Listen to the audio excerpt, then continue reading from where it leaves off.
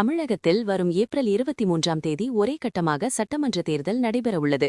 இந்நிலையில் சீர்காழி தனி சட்டமன்ற தொகுதியில் 1,19,539 ஆண் வாக்காளர்களும் 1,21,767 பெண் வாக்காளர்களும் இதர வாக்காளர்கள் 13 பேர் என மொத்தம் 2,41,319 வாக்காளர்கள் உள்ளனர்.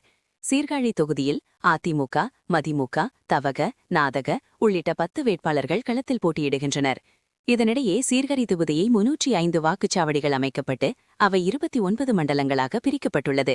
இந்த 305 வாக்குச்சாவடிகளுக்கு அனுப்பப்படும் வாக்குப்பதிவு இயந்திரங்களில் சீர்காழி தொகுதியில் போட்டியிடும் வேட்பாளர்களின் சின்னங்கள் பொருத்தும் பணிக்காக சீர்காழி தொகுதி தேர்தல் நடத்தும் அலுவலர் சுரேஷ் தலைமையில் வேட்பாளர்களின் முகவர்கள் முன்னிலையில் வாக்குப்பதிவு இயந்திரங்கள் பாதுகாப்பாக சீல் வைக்கப்பட்ட அறையிலிருந்து தேர்தல் அதிகாரிகள் முகவர்கள் முன்னிலையில் அவை பாதுகாப்பாக வெளியில் கொண்டுவரப்பட்டது.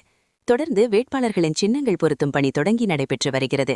இந்த பதிவில் வன்னியல் மண்டல உள்ளிட்ட 2 மேற்பட்ட தேர்தல் அதிகாரிகள் ஈடுபட்டுள்ளனர்.